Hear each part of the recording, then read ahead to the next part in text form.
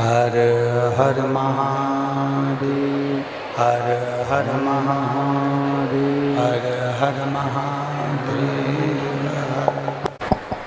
भगवान देवाधिदेव महादेव त्रिकालदर्शी और शंभो शरणे पड़ी मांगू घड़ी रे घड़ी दुख काटो दया करी दर्शन ओ शंभु शरणे पड़ी मांगू घड़ी रे घड़ी दुख काटो दया करी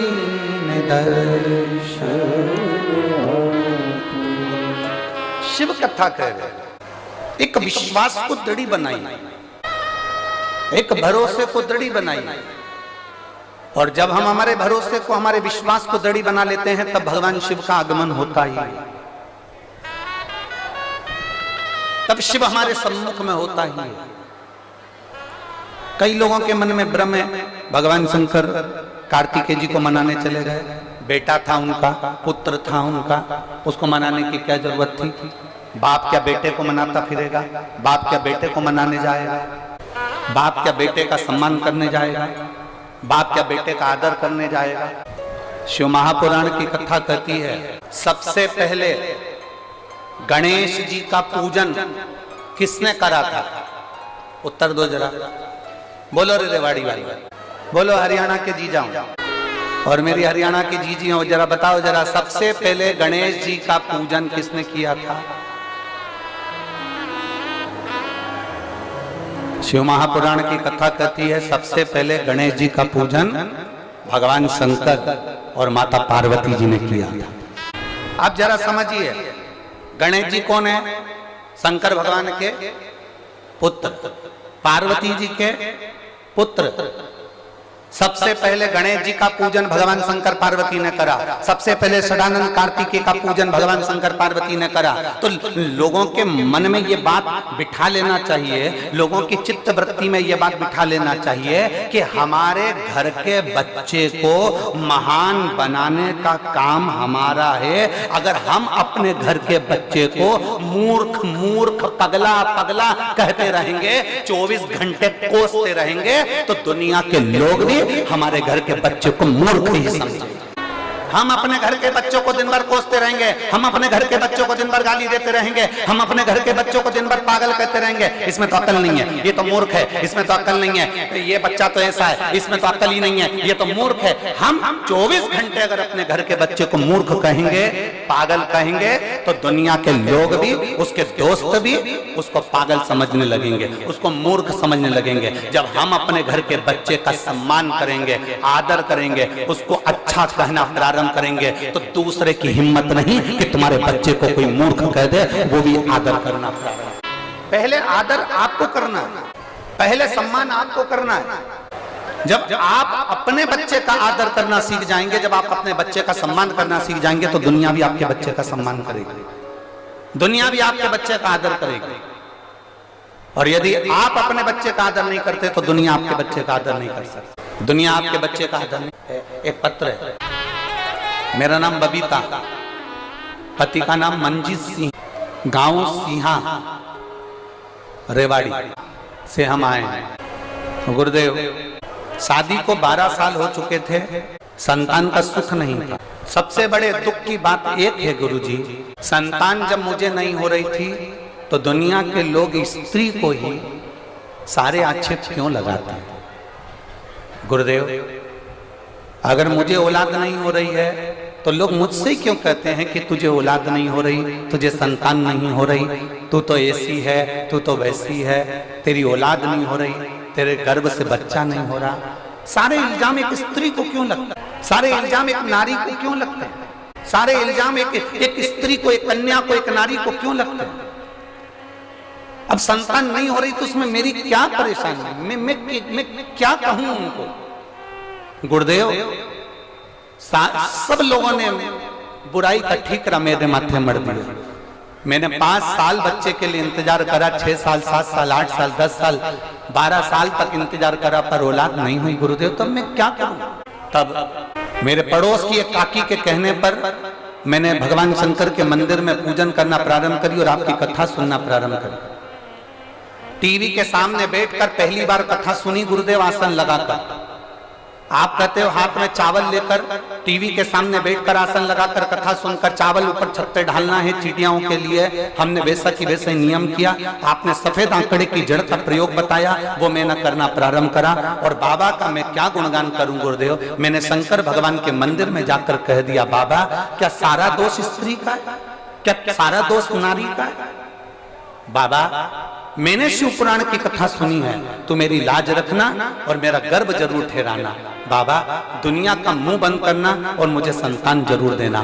13 साल के बाद मेरे घर में पुत्र रत्न की प्राप्ति हुई। मैं बाबा को नमन करने के लिए 13 वर्ष के बाद मुझे बाबा ने संतान दी है गुरुदेव। मेरा मोबाइल नंबर ये है। मैं बबीता, पति का नाम मंजीत सिंह, जिला रेवाड़ी, गांव सिंहा। कहीं बैठी हो तो हाथ हिला सकती। अपने पुत्र को लेकर आई हूं गुरुदेव यहाँ पंडाल को प्रणाम करने के लिए। ये शिव तत्व है, योग बड़ी है। खाली ना जाता कोई दर से तुम्हारे, खाली ना जाता कोई दर से तुम्हारे,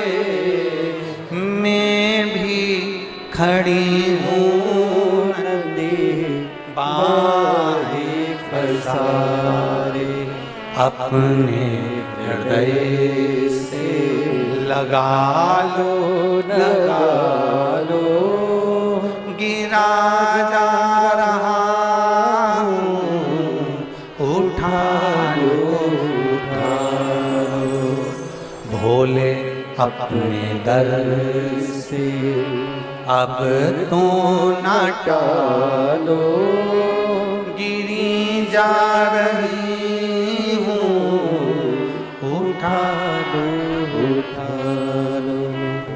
एक भक्ति को जागृत कर, अपने बच्चे का स्वयं सम्मान करना। लोग कहते हैं आप अपने भगवान शंकर, भगवान माता पार्वती जी कार्तिकेय का पूजन कर रही हैं, भगवान शंकर माता पार्वती जी गणेश जी का पूजन कर रही हैं। अपने बच्चे का आदर करना हमारे हाथ में है, अपने बच्चे का सम्मान करना अपने हाथ में है। आप अपनी औलाद का सम्मान करोगे तो दुनिया के लोग आपकी औलाद का सम्मान करेंगे, वरना कोई आपकी औलाद का सम्मान करने वाला नहीं। आपको आदर करना पड़ेगा, आपको सम्मान करना पड़ेगा।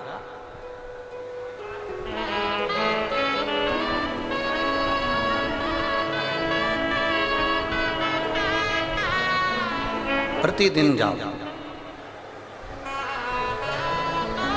शिव के मंदिर तक, मेरे देवादिदेव महादेव की चौखट तक प्रतिदिन जाओ। तेरे मंदिर में आना मेरा काम है और मेरी बिगड़ी बनाना तेरा। प्रतिदिन जाइए, रोज। उनसे कहती है दादी जी टीवी के सामने बैठकर कथा सुनने से क्या बीमारी मिट जाती है? और दादी जी कहती है तो सुन तो सही, नहीं मिटेगी तब पंडाल में बैठ के कथा सुनेंगे। तो सुन। मेरी बहू ने, पुत्र वधू ने टीवी के सामने बैठकर कथा सुनना प्रारंभ करा। आपने कहा था जो बीमार व्यक्ति होता है वो टीवी के सामने भी जब कथा सुनता है तो कटोरी में जल लेकर बैठता है और कथा पूर्ण होने पर उस जल को पी लेता है। मेरी पुत्र वधू ने वही करना प्रारंभ करा और बाबा की कृपा का मैं क्या गुणगान करूं गुरुदेव। मेरी बहू टीवी के सामने बैठकर कथा सुनती रही और 15 दिन के बाद उसको ऑपरेशन होना था, उसकी जांच फिर होना थी। हम उसको और 15 दिन बाद उसके ऑपरेशन की जांचें फिर चालू हुई तो डॉक्टर भी आश्चर्य में पड़ गया कि उसकी छाती में जो गठान थी वो पूरी गल चुकी थी, अल्ट्रासाउंड में गठान नहीं आई और उसका ऑपरेशन टल गया। एक बार हाथ हिला तो भैया जी, बहू आई है क्या साथ में? नहीं आई? हाँ हाथ हिलाओ ऐसा, ठीक है। बैठिए। श्री शिवाय नमस्तुभ्यं।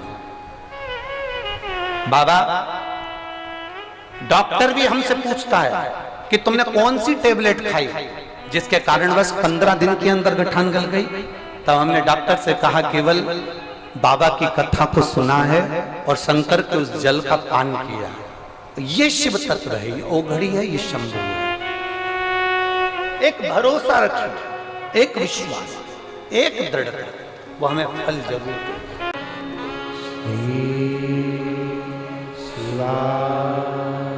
नमस्तु शिव के एक संबोधन को जैसे आपको कथा में कहा था कि शंकर भगवान के चक्र का नाम क्या है? जम के बोलो, जम के बोलो, भवरेंदु। जम के बोलो एक बार, भवरेंदु। केवल एक आप एक बहुत लीवर किडनी डैमेज हो गया, तकलीफ में आ गए, बहुत कष्टमय जीवन चल रहा है और बड़ी बीमारी बता दी, कोई कैंसर जैसा रोग बता दिया, कोई ब्रेन में ट्यूमर बता दिया, कोई ऐसा रोग बता दिया, कोई वेंटिलेटर पर पड़ा हुआ है, कोई मालूम पड़े पैरालिसिस हो गया। उस समय पर ये भवरेंदु बहुत काम की। भगवान शंकर का चक्र चाहिए। 3 चीजें शंकर भगवान के पास में है। 3 चीज। एक पाशुपत अस्त्र, तो पाशुपत अस्त्र की जगह तो तुमको दे दिया पशुपति। जम के बोलो जरा, व्रत। एक शंकर भगवान के पास में है त्रिशूल, वो भी आपको हमने बीच में वर्णन कर दिया था कि भगवान हनुमान जी महाराज का प्रागट्य और उनके भाइयों का गतिमान रतिमान रतिमान मतिमान उनका वर्णन किया था, उसमें त्रिशूल का वर्णन। और आज जो कथा चल रही है कुबेरेश्वर धाम की पवित्र भूमि पर से, उसमें आप शंकर भगवान के चक्र को समझ जाओ, भवरेंदु को समझ जाओ। वो भवरेंदु चक्र, उसका स्मरण आपको लग रहा है, डॉक्टर कह रहा है किडनी बेकार हो गई, लीवर बेकार हो गया, इसको ये परेशानी, इसका डायलिसिस चल रहा है, हफ्ते में 2 बार हो रहा है। आप भवरेंदु चक्र का स्मरण करिए, 1 लोटा जल लीजिए और उस रोगी व्यक्ति का स्पर्श कराइए और वो भवरेंदु चक्र का स्मरण कर कर भगवान शंकर के शिवालय पर चक्र की माफी समझिएगा। ये शिवलिंग है, ये जलाधारी है।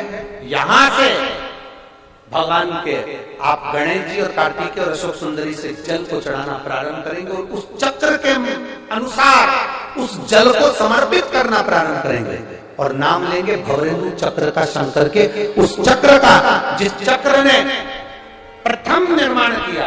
भगवान शंकर ने सबसे पहला निर्माण उस चक्र का करा जो जनता, जो जनमानस के, जो जीवों के कल्याण के लिए आज तक कार्य है।